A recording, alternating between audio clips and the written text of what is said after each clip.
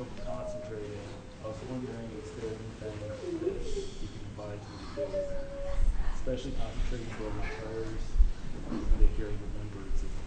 Okay. أعوذ بالله من الشيطان الرجيم بسم الله الرحمن الرحيم.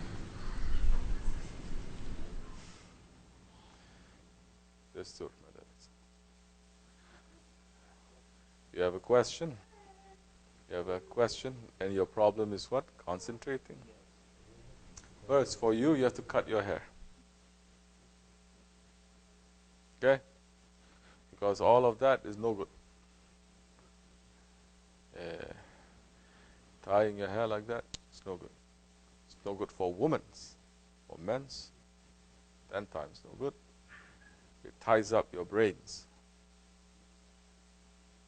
And when you make a ghusl, it's not clean. Because water is not going in. It's not clean. And so many other ones, shaitans, they're circling around. When something is not clean, especially part of the body, shaitans are circling around and making you to feel very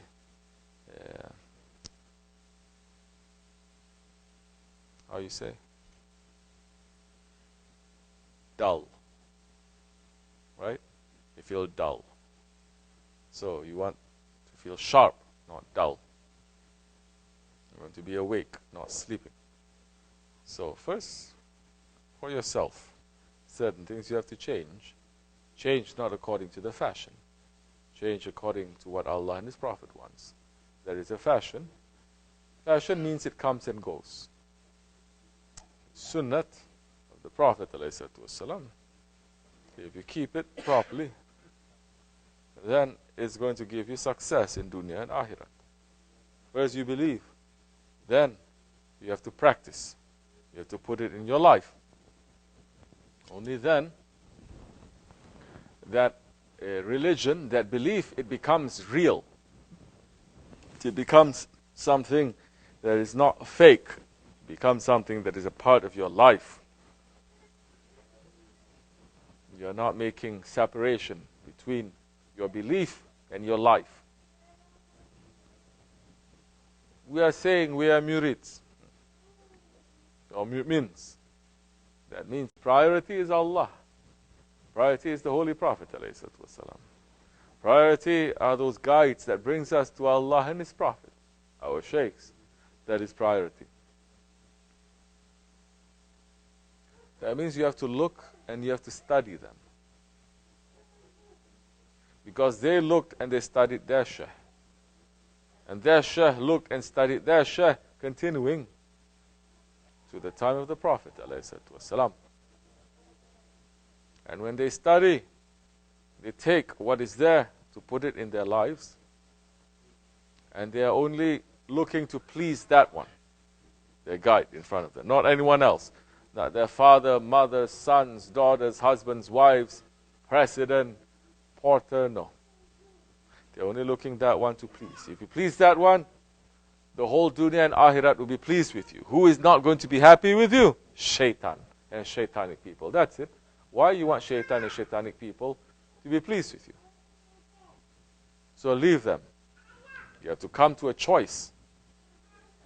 They're so easy. I love all these philosophy they like to put everywhere. There's no philosophy in Islam.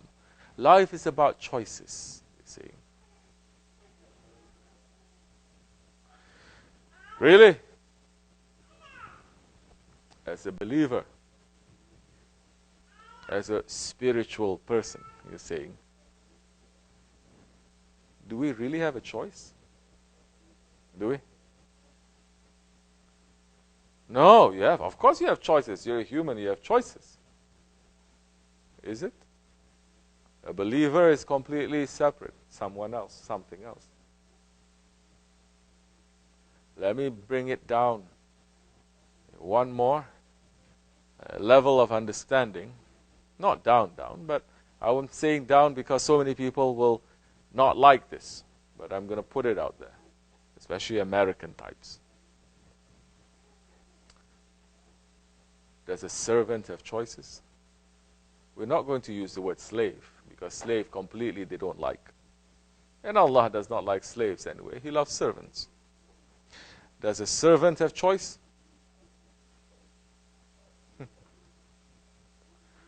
No. The servant's reason is to please the master, nothing else. There's no choice in that. Aren't we here to become the servants of Allah? And as believers, we think we have a choice. It's not a choice between haq and batil, as if we're given a choice. Whatever you choose is okay. They're both equal. You're given a choice between haq and batil. As a believer, is there a choice?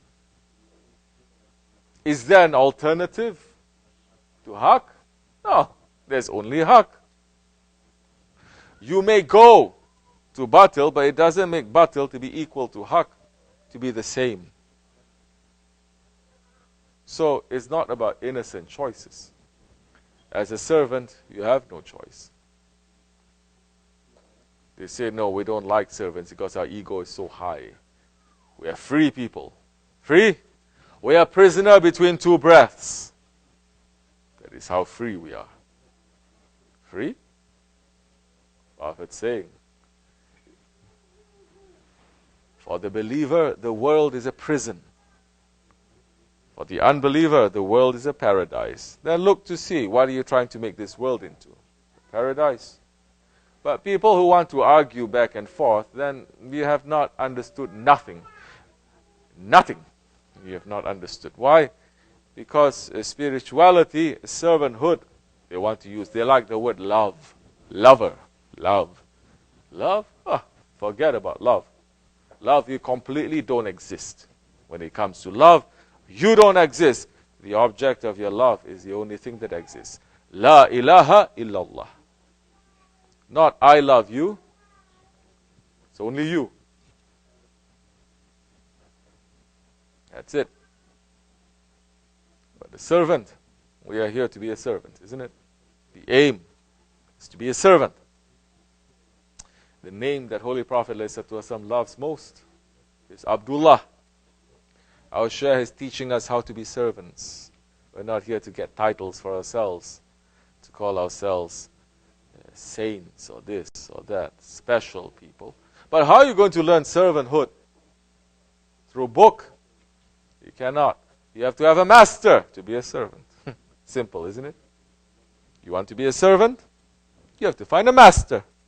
How you can be a servant without a master? If you're a servant without a master, you become a ronin. You know what a ronin is? A renegade. Like a disobedient one that has no master, and you just go around destroying things. You know, ronin is a samurai. Samurai that has no master. So now he has all these skills, everything. So he's just going around. Whoever hires him, he's going to go. You have no objective. You have no honor. So to be a servant, you have to find a master. That's all. Once, is it Ibrahim ibn Adam? One king-size wali, Ibrahim ibn Adam. We're asking him to bless our association, to bless Sultan al-Awliya and our Shaykh, and to be with us, inshallah, for his support. Ibrahim ibn Adam. So many people, they're slandering him also. So many people, they're saying he is a king who made all sorts of wrong things. There's no wrong thing that he didn't do. No, he was a righteous king. He was a righteous king. But he left all of that to pursue Allah. He left all of it. Once Ibrahim ibn Adam, after he has found Allah, after he has left everything, he had a servant. And he asked his servant, come. The servant comes. And he said to his servant, what is your name?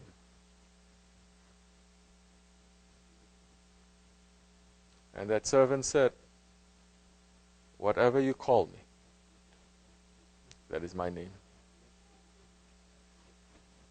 Says, where do you live? He says, wherever you put me, that is where I live. What do you eat? Whatever you feed me, that's what I will eat. What do you wear? Whatever you clothe me, that is what I'm going to wear. And he said, what is it that you desire? What is it that you want as a servant? That servant says, what has a servant has to do with a desire? A servant has nothing to do with a desire. Ibrahim ibn Adam heard that. He started crying and he fainted. And he says, Ya Rabbi, this one is your servant, not me. I have not reached to that level of servanthood. Now, just this idea is going to be so hateful to people. So many, we're not talking about non-Muslims. Maybe so many non-Muslims, they understand this because they're not here to argue. They're here trying to look and they understand. But so many Muslims, Wahhabi kind, or Ahl Sunnah, but they have Wahhabi ideas, or Tariqat, but they haven't left those kind of Wahhabi ideas, or secular ideas, or Western ideas, or wrong ideas.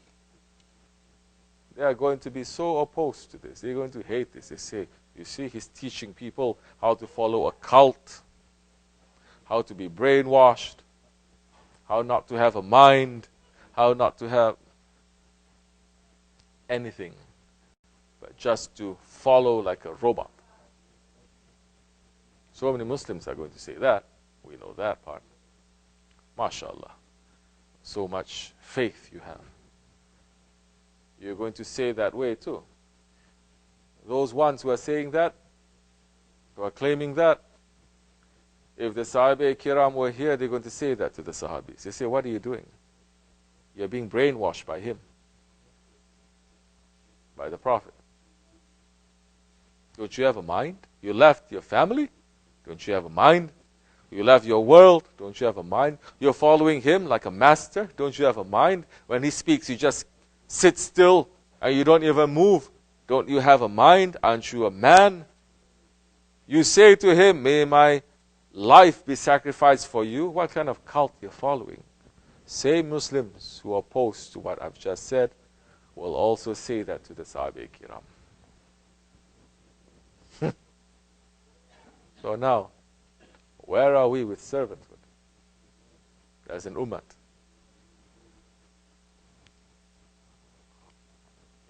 Some, they found masters, but they have problems with the master. Some, they're following their master for years, for decades, but they're always keeping in sight because they say, no, this one is not perfect. It doesn't fit. That one is doing everything according to Shariat, but he's saying, no, it doesn't fit. And the rebelliousness always is there. One day it's going to come up, and one day you see, they say, goodbye, Charlie. Goodbye. And they left. It has happened. Some, they have found a master, but they say, it's only me and my Shaykh, no one else. Isn't that a big disease now in Tariqat? Only me and my Shaykh, no one else can tell me what to do. Don't anyone dare tell me what to do. Only Shaykh can tell me what to do.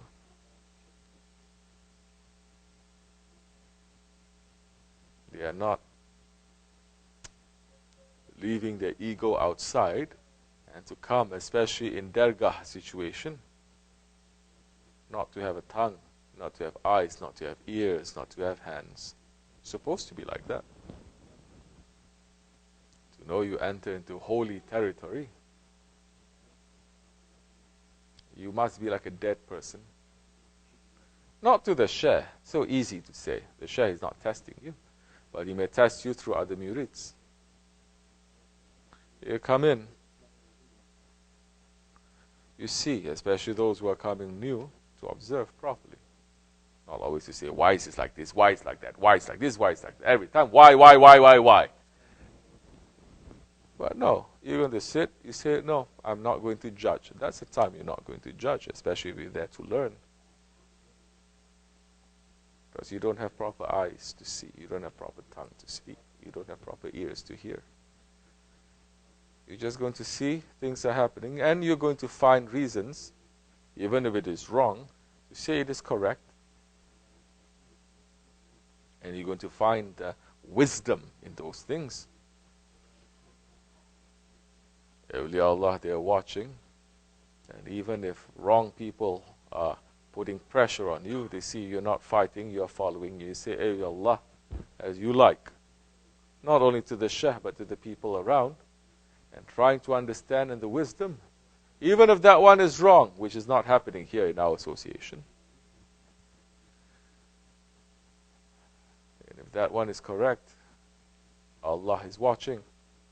You're going to make progress very quickly, very easily. You're going to make a connection to your Shaykh. And you start serving properly. You start making good connections to people around you. You're going to be someone that everyone loves to be around. Because you're not complaining, you're smiling. Even you see something wrong, you say, eh. People shouting at you, saying something to you, you say, eh. Yeah. There are some people here, because they're always smiling, they never fight back. But, so how are you going to be a servant now? You only say, it's just me and my Shaykh, no one else. But that one, a general, he may have so many people under him, they all have different ranks. May tell you something. It doesn't make sense to you.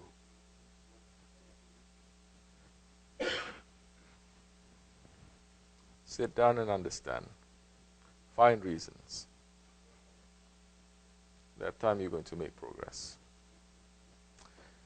Otherwise, it's going to be a very long uphill struggle, and one day you're going to find your faith is done. Your faith is finished. Because all you're doing is, why is this like this? Why is it like that? Why this person is doing? Why this person? I don't understand. This is wrong. This is wrong. This is wrong. Everything you see is wrong. You come in and say, this is wrong. This person is saying this is wrong. And you're so filled with that, Shaitan says, this is very good. This is fertile ground. This person hates it. No, I like the zikr. Yeah, of course you like the zikr, because nobody's telling you what to do at the zikr. But I'm telling you what to do at the zikr too. Very soon you're going to say, I don't like the way that he's doing too. Why he's always there? He's always scolding us. Scold? We are waking people up. You want to sleep? Sleep. Don't you see? I send people off to go to sleep if they want. But if you're here to wake up, to become a servant, not to waste your time, not to waste your faith, you're going to take it, you're going to swallow it. You're going to learn. You're going to sit. You're going to be very nice to people. You're going to be very pleasant. Someone is doing wrong, you say, it's okay. Someone is saying something weird, you say, must be something in there. Someone telling you something, you say, hey, Allah, okay, it's all right. That is when you are stepping on your ego. That is when you are waging war against yourself. That is when you are making the Jihad al-Akbar. Otherwise, so easy. You're going to find fault with everything. And the Dargah is not set up to be paradise. The Dargah, it is set up to train people. Training comes from so many different ways. If you have that intelligence, which so many of you have, but you leave it when you enter to the Dargah, instead of having the intelligence to say, aha, this is happening, I don't like it. Maybe Shaykh is testing me. Definitely, everything that happens in the Dargah is a Shaykh that's moving people around, isn't it? So I'm not going to complain. I'm not even going to think wrong. Let me just say that, okay, this is right, to go along with it. You're going to gain a lot. Believe me. Trust me. Trust me. We've experienced that before. If it is wrong, way to do things, I'm not going to tell you that. And if I tell you that, I'm going to be punished very heavily. I'm not telling you something that is wrong. I'm telling you something that is right, that Shafi'i has said, and I've experienced it. Once you pass through that station, then it's easy. You may even that time be given authority to do certain things and to tell people to do certain things. That time you don't want anything because you just want to sit back. But they say, no. You don't enter to tariqat to relax and to sit back. Now you're going to be in front and you're going to learn to do something. It's difficult. Why you enter to tariqat? So easy, people saying Sufism is Jihadul Akbar, the biggest struggle against the ego. But when something touches them, they say, no. This is not Sufism. Love? Let's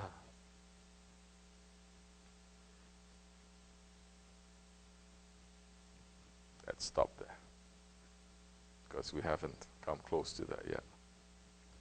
So, inshallah Rahman, may Allah not put us through difficulties, but may we wake up to become alert and intelligent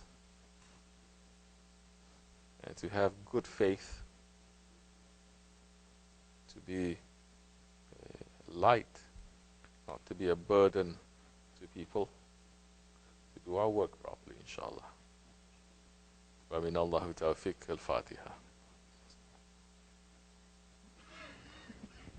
Amin.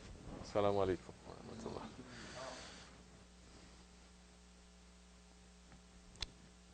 Any questions we have? Say.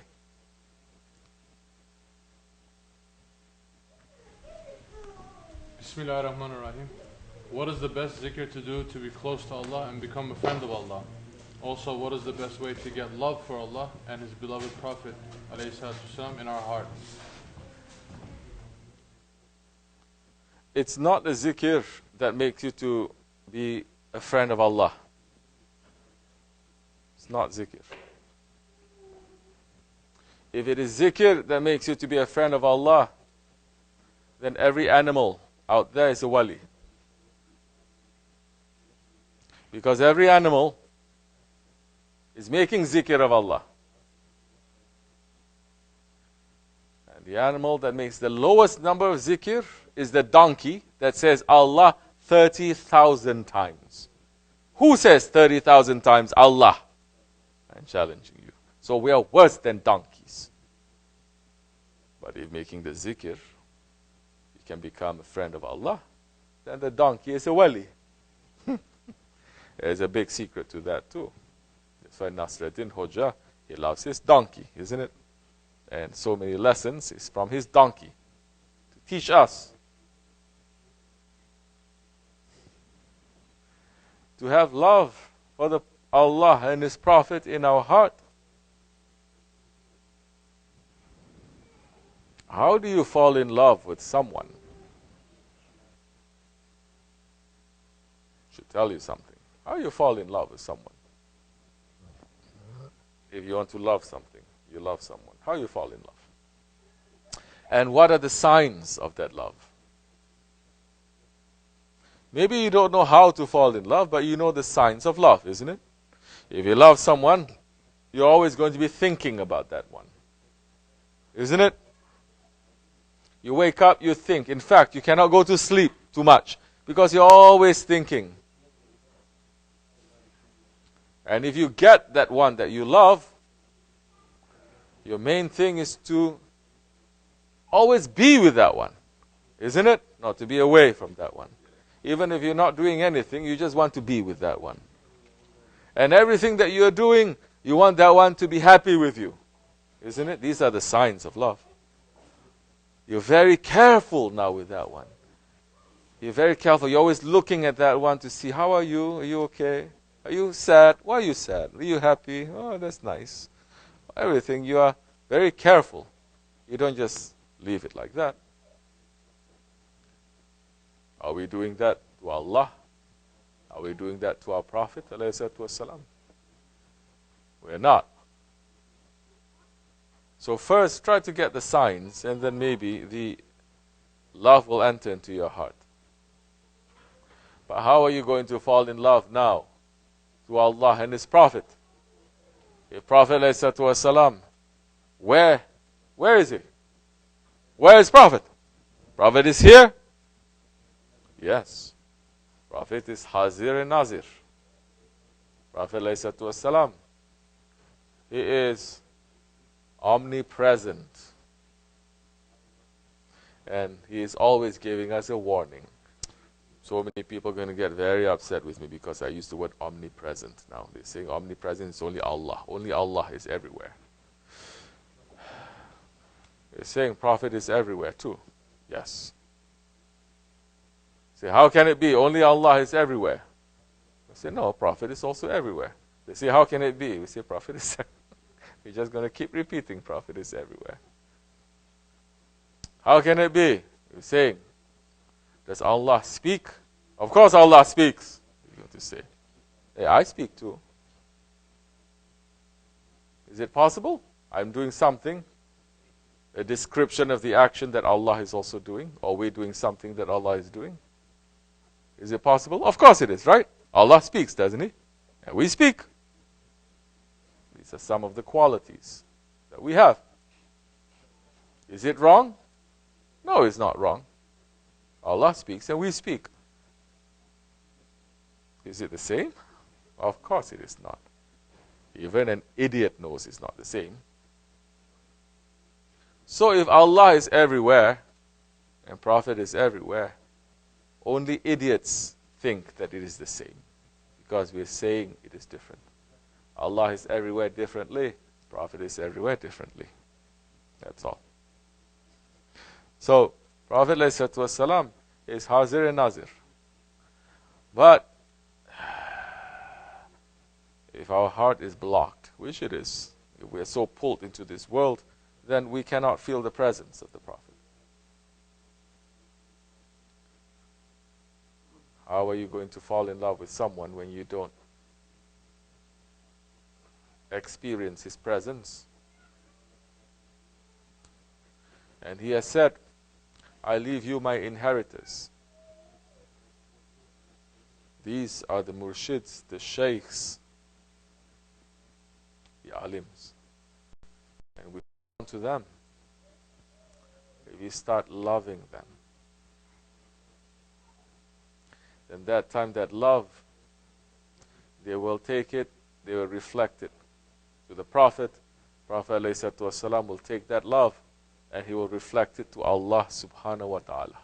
That's it. Say what you want. Say, no, my love is only for Allah. Then go ahead, love Allah. Like these foolish, out of Islam, Quraniyun people. Saying, no, I only believe in Quran. Word of Allah. I don't believe in Hadith. Hadith is still the words of a man. We say, really? You believe in Quran? Yes, only Quran, no Hadith. And Quran is the word of Allah? Yes. We're saying, how do you know Quran is the word of Allah? Because it is. Everyone knows that. They're saying. Why? Why what? Why you believe that? You hear Allah from the sky speaking these words? Say, of course not. So how the words of Quran came? Through Allah's mouth? Yes, through Allah's mouth. Really? So Allah speak. And somebody wrote it? Now they know where I'm going to. They get caught. Because the Quran came from the mouth of the Prophet, isn't it? Alayhi salatu wasalam. Not through the mouth of Jibreel alayhi salam too. Jibreel alayhi salam from his mouth is only to the Prophet, not to anyone else. And we won't get into that, what kind of communication that is. But Prophet alayhi salatu wasalam, to all of mankind, it is through his mouth. It is through the mouth of a man. If you don't believe in the words of a man, then don't believe in the Quran, because the Quran came from the mouth of a man. The words are from Allah, but it came from the mouth of the Holy Prophet, his blessed mouth. from his blessed tongue. So you don't believe in Prophet? Then throw out the Quran too. You can go to hell then. So, now we come again. Intelligence. You're not intelligent, you won't be able to understand this. You're blind, you're deaf, you're dumb, you're stubborn, you're arrogant. Then you're not going to go nowhere with nothing. And we're not going to sit here to argue with you too. These are for those ones who understand something and they want to understand more. These words are for them. Yes, that's the time when you love your Shaykh, you will have the love of the Prophet in your heart and you have the love of Allah in your heart. Because Islam is always a chain. Islam is always tawassul. Islam is always a protocol. Allah is not bringing the message and the knowledge without the Prophet ﷺ. The Prophet ﷺ is a witness to his nation, witness to everything from the beginning and to the end. So, wake up. You want to have the love of Allah in your heart.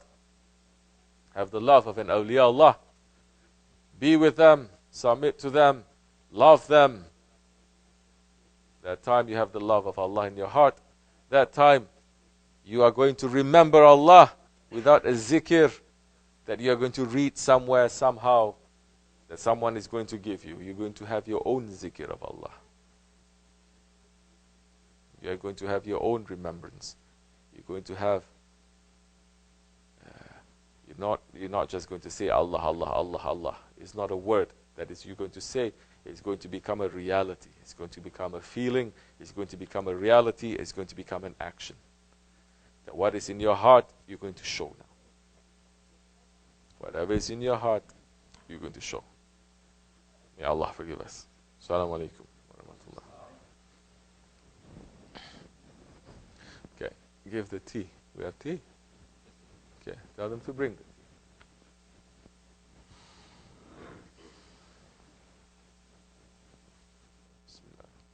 Yes, say. Very good. Bismillahirrahmanirrahim. How do I keep my heart open? How do you keep your heart open? Why you want your heart to be open? No, really. Why you want to have your heart open? Open for what? Open to who? I'm not being funny. I'm not being facetious. Because some people, they want their heart to be open because they want to see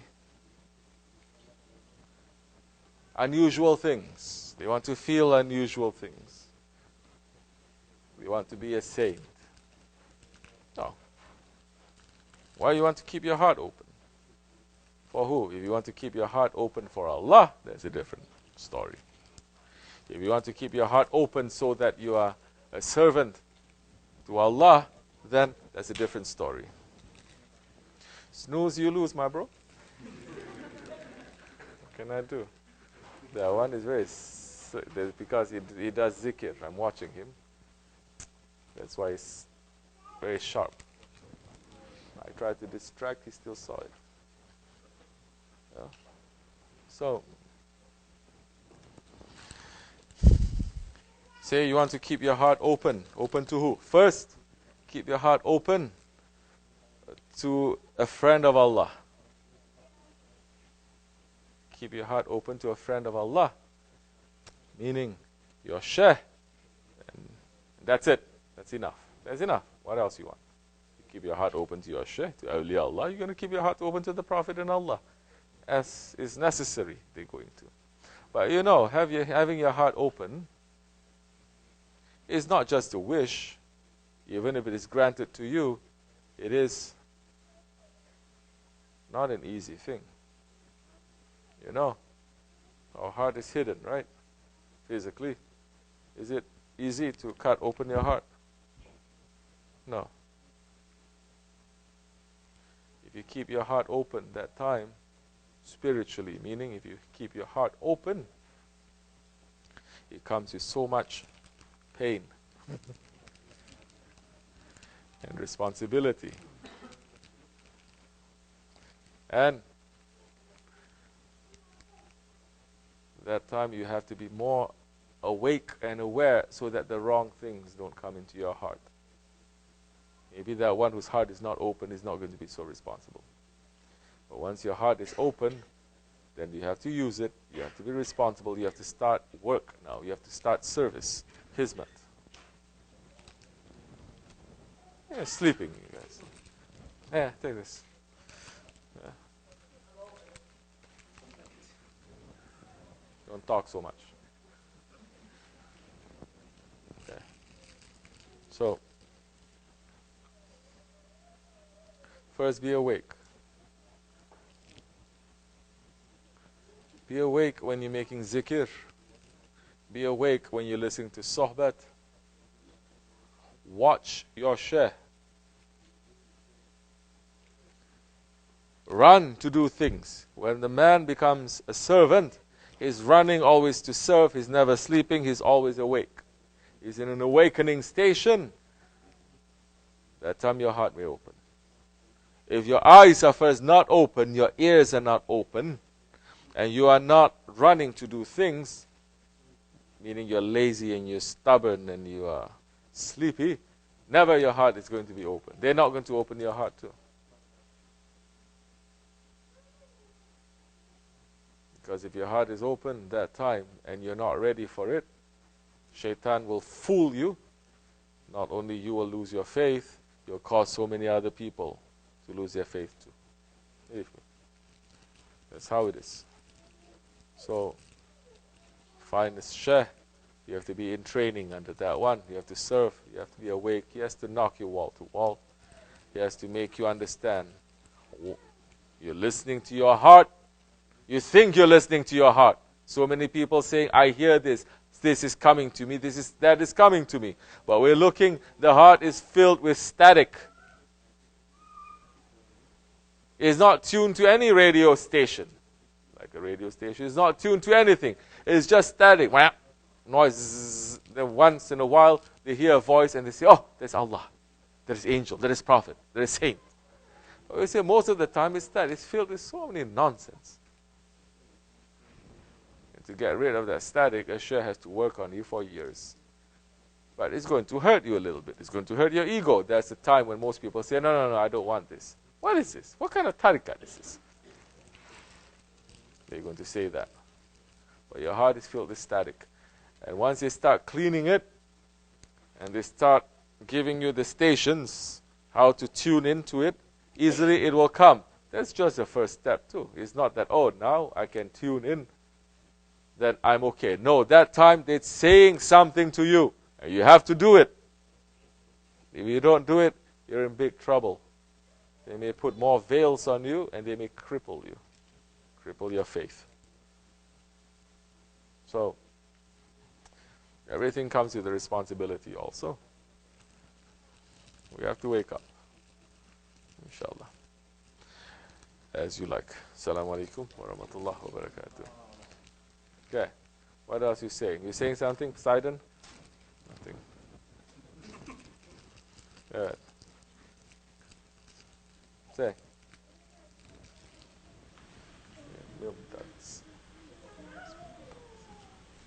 Bismillahir Rahmanir Rahim. How do we protect ourselves from the fitna of Dajjal?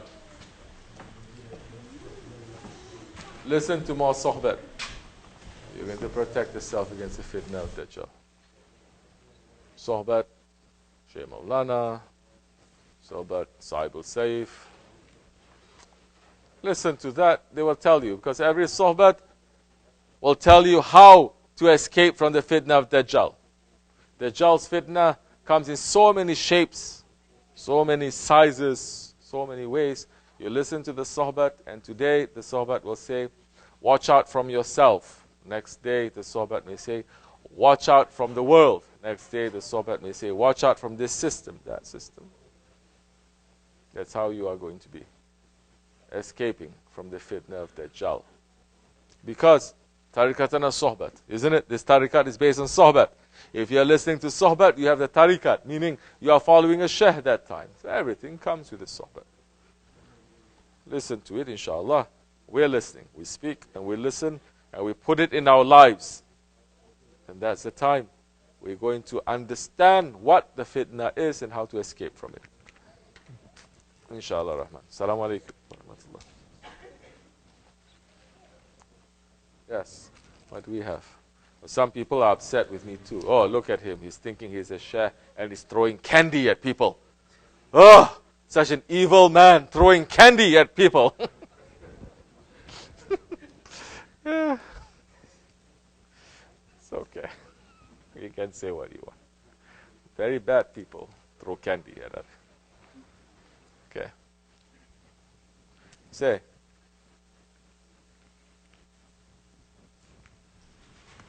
Bismillah ar-Rahman ar-Rahim. Can you explain the purpose of loud zikr and when did it originate? Yes. Was it done in this way during the time of the Prophet ﷺ? Yes, ﷺ, it was done this way. It's done in so many different ways. Prophet ﷺ did it in the presence of Hazrat Abu Bakr and so many others, in the presence of Hazrat Ali and so many others. Loud zikr was such a common thing that I believe it was Abu Hurairah who said, we know that it was the end of the namaz, for instance.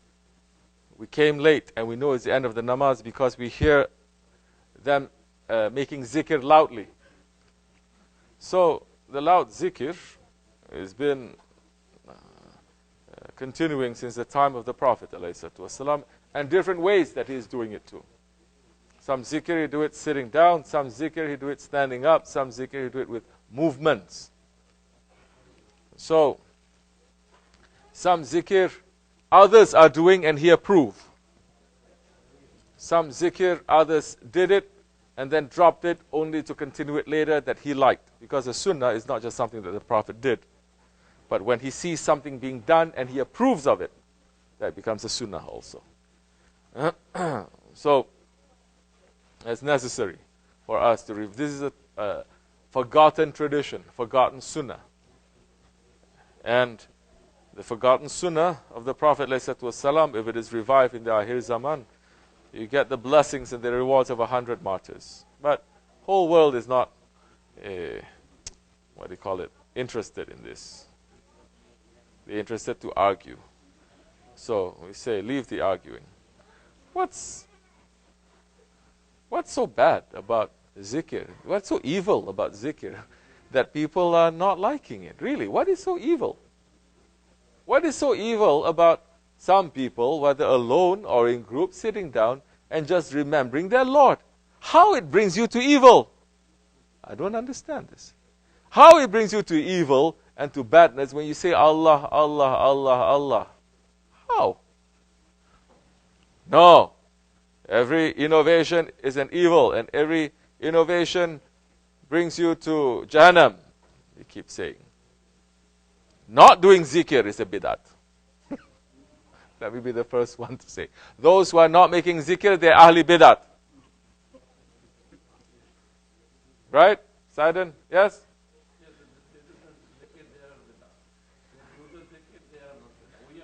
That's it. They know nothing.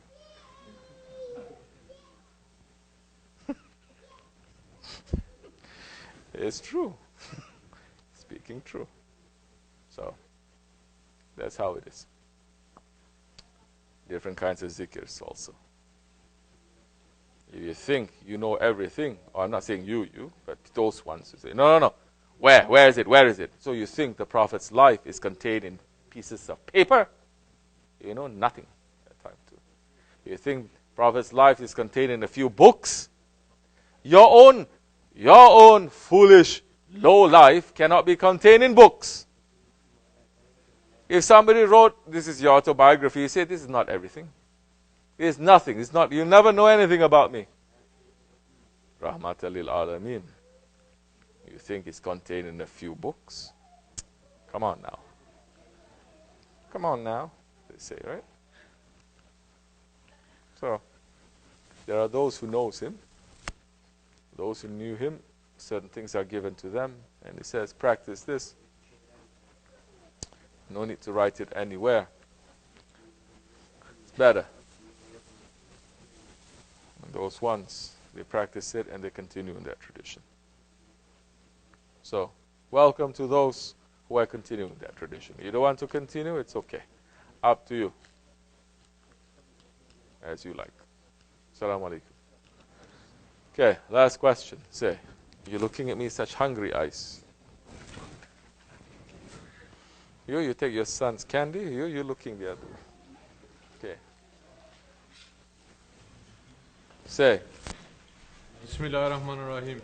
How do you put your heart into zikr, listening to sohbet, or praying to Allah subhanahu wa ta'ala? And are we allowed to attend the association, zikrs of other associations?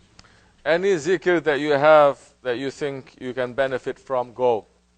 We're not like those ones who say, don't go. You only must be in our zikr and not other zikr. You think you're going to benefit, go. They're remembering Allah, right? Now Ahli Tariqat become Wahhabi. Saying, no. Don't go to other zikr, only attend our zikr. You become Wahhabi. Some become Wahhabi inside this way. Saying, don't go to the Osmanli zikr. They're making the zikr of shaitan. But we're saying everywhere you want to go, when you see people gathering to remember Allah, your heart is pulling there, go. It's better than staying alone, going on the internet. You know, uncle, huh? How do you put your heart into a zikr? So easy. The same way you put your heart when you're listening to music. Same way you open your heart. You put your heart into eating food. So good. And thinking about it and eating it and later remembering it. Or when you put your heart into a girl or a boy. Same way. You must train yourself. How you put your heart into all these dunya matters, so easy. But when it comes to the akhirat matters, it is difficult.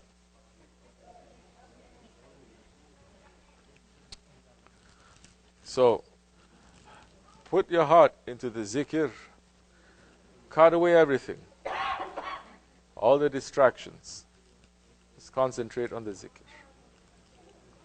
When you're saying Allah, concentrate on Allah. Don't try to picture Allah. Concentrate, saying, Ya Rabbi, I'm here with you. Be with the salihin, be with the jama'at. It'll be easier for you that time. Don't be distracted when you're praying. Cut away all the distractions.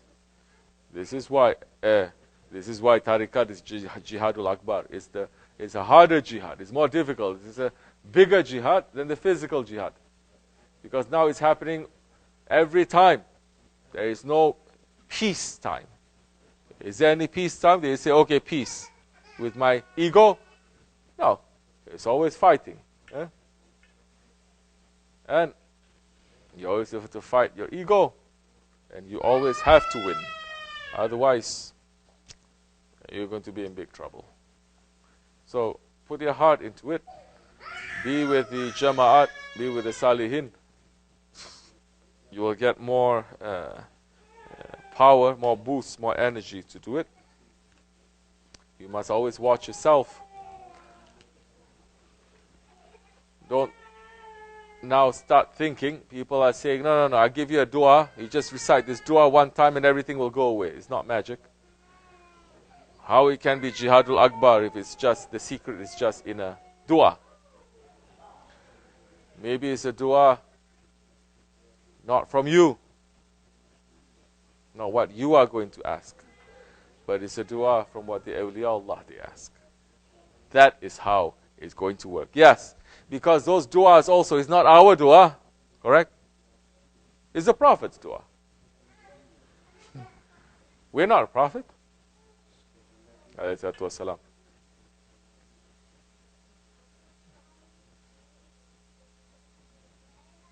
All the dua is the dua of awliya Allah. We are not awliya Allah.